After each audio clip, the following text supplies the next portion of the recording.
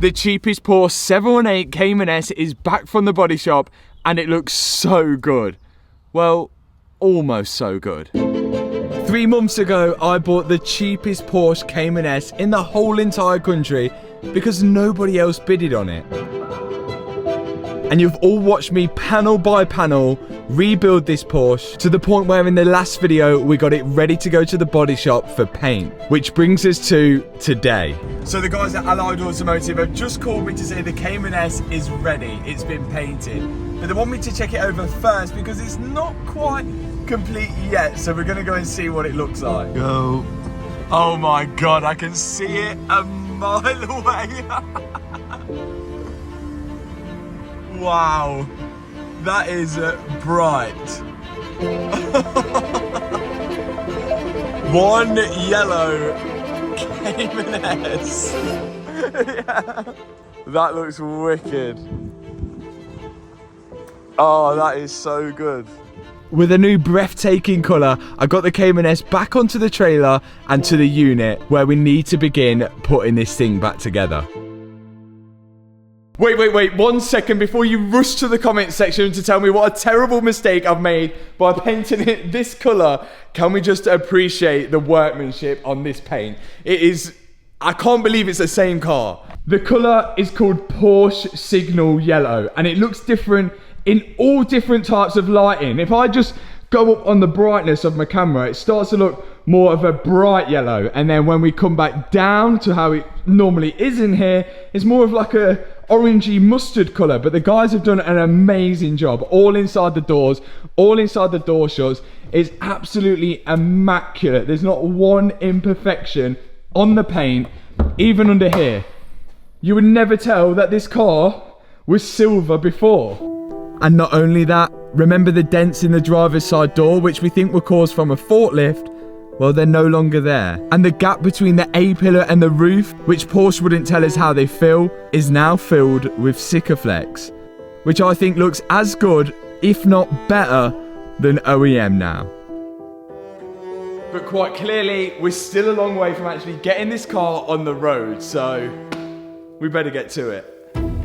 I want to start from the rear and work my way forward. So it's bumper off and then it's on with all the trims that are supposed to hold the bumper on. Not forgetting the rear crash bar as well. Next up is the spoiler mechanism. Then I can move back onto the bumper.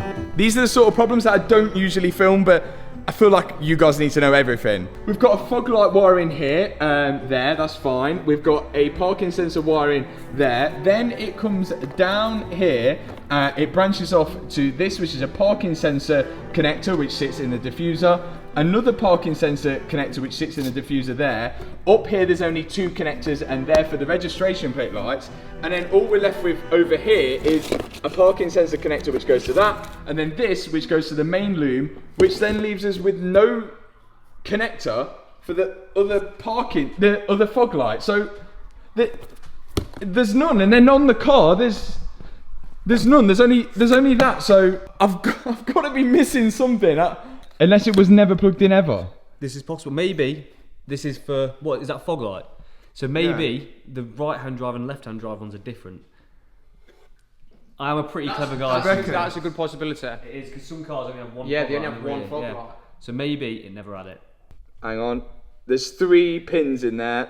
Liam just found this, by the way. We're not going to take the glory from him. Yeah. What do you mean? And then in there, there's nothing. There's no pins in there at all. Okay, well done. Okay, well, for that, Liam, I think he needs a shout out for his Instagram, @chris.slips.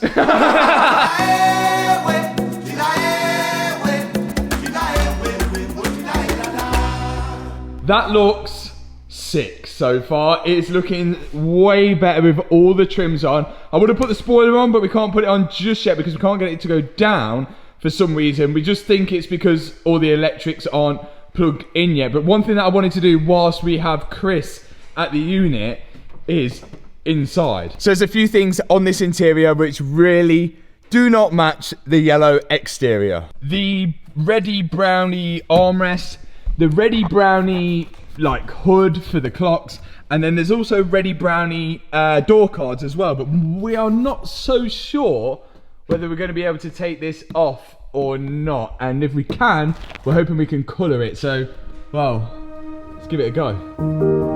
Now I'm going to spend the next 10 or 15 minutes trying to work out whether this red leather piece comes off.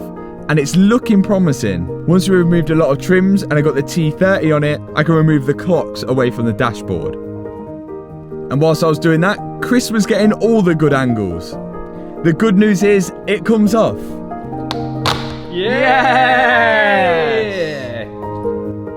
And now Chris has prepped the leather and is going to be using a special paint to recolour it. And that's what good friends are for. And if you're looking to find a friend like Chris, then you can do on findafriendlikechris.com, which is a website I created using Squarespace, who have sponsored today's video. Squarespace do everything from websites to online stores to marketing tools and analytics. It really is the all-in-one platform to build and run your business. I can find a perfect domain name for my website using Squarespace, and once I've found that, I can pick from hundreds of templates to start from and then begin making the website my own. I can edit text, I can drag and drop my own photos in there, and even edit all the buttons on there as well. So when you need a website, go to squarespace.com or just click the link in the description box below, and when you're ready to launch, use code Matt Armstrong, and that's going to get you 10% off your first website or domain name.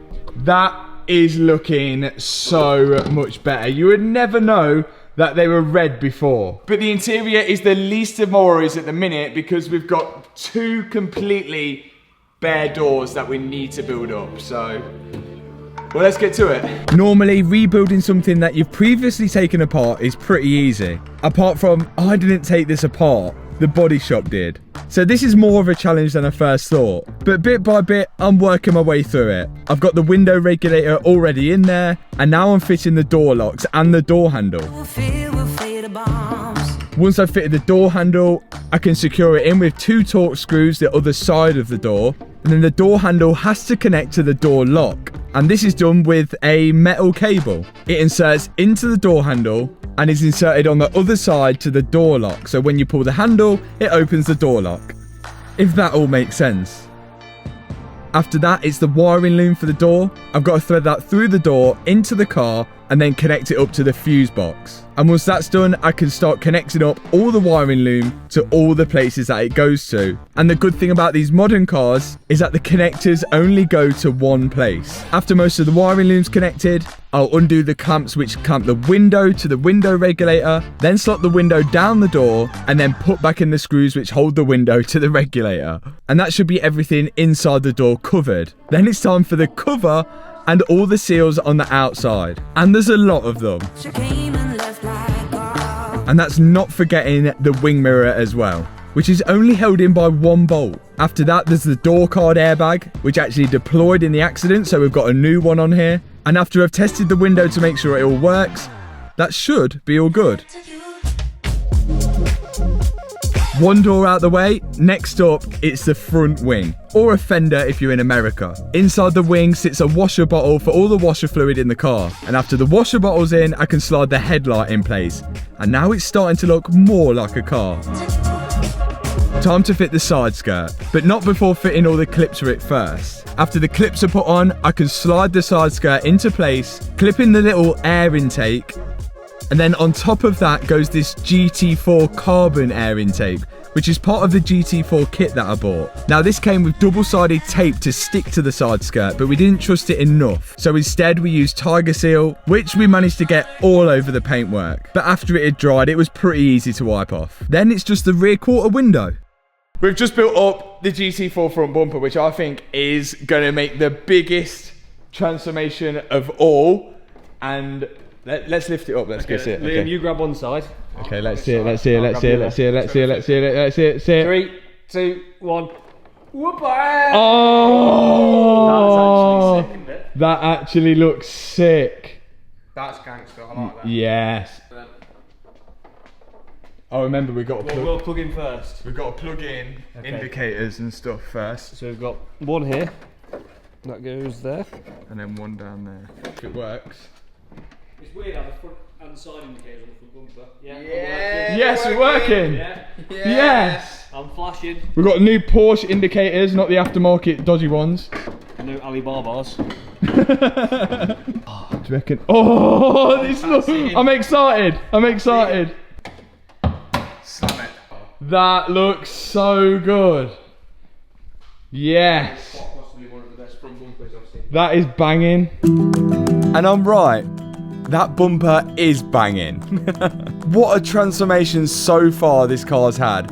But it's still not fixed. And that is because on this front wheel, something is still bent, or this front hub. We've got some like positive camber going on. In the previous video, we replaced both of the lower arms, but still something is not right. And the only thing it could come down to now is the full wheel hub, which is all cast aluminium. And if something is slightly out on this, then it can push the whole front wheel out of line. And luckily this wasn't too expensive. The front wheel hub cost me £62.95, which brings the total cost of the build so far to £29,446.28, and that's including all the upgrade parts. And we are missing a few things off the blackboard, but we'll get to them. And last time I checked, the cheapest Cayman S is £38,990, so we're doing well so far.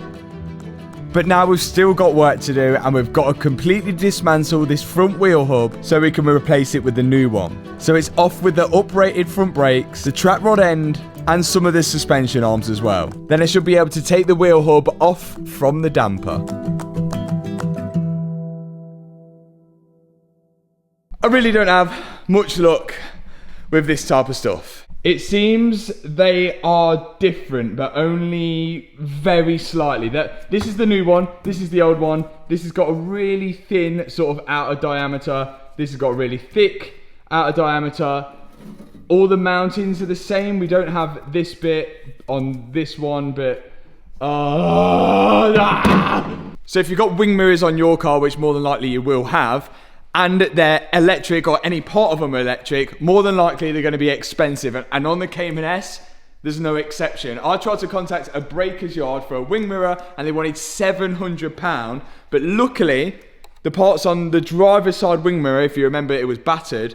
There was loads of bits in the car, and I contacted Porsche and just ordered all the little bits that I need, like the plastic surround, this little bottom bit, and that totaled up to just under £300, which I think we've got away with there.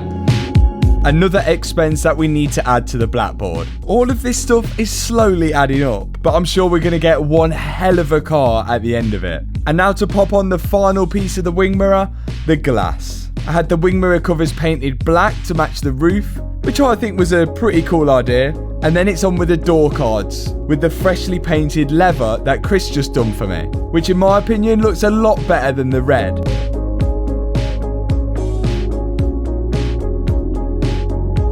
Nice and smart now. And then it's back on with the instrument cluster hood, which is also freshly painted. I cannot tell you how excited I am to get this thing finally on the road, as I've never even driven a Porsche before. We managed to get the spoilers to go down after we plugged all the electronics in, so now I can finally fit it. And this is it, the big wing, the big moment. This goes on. I think this is going to top it off. This is going to be the one. This is going to be absolutely sensational. Oh, this could be a two-man job though. Way it goes, isn't it? God. Oh, I remember this was so difficult. You're a brave man. You are a brave man. No hand in it. The worst thing is, if you drop a bolt in the boot, it's another like hour's work to get it out. No. No, no, no, no, no, no. Yes. That's nice, that's nice, that's nice. Okay. What? Yes. That is massive. Wow. Let me know what you think in the comment section below. I know the wing is a 50-50 one, but the glass is next to go in. I think this is going to make it more look like a car. Chris with a camera work one. How are you even going to get that on? Oh wow. Do you want a hand? Oh, my finger. Yeah, release it. Release. Shit! Have you just fitted that? That's sensation. I think it needs window tints. Yeah. I know people are gonna say get black wheels. I'm thinking against black wheels. And remember, still we're missing the exhaust tips. We need to get this exhaust done and fitted. But there's still so much more to do. And we've run out of time in this video. So thanks so much for watching this video. If you enjoyed it, hit that subscribe button, hit that thumbs up button, and I'll see you in the next part. Peace out. And 95p. That's not 5. Oh. No.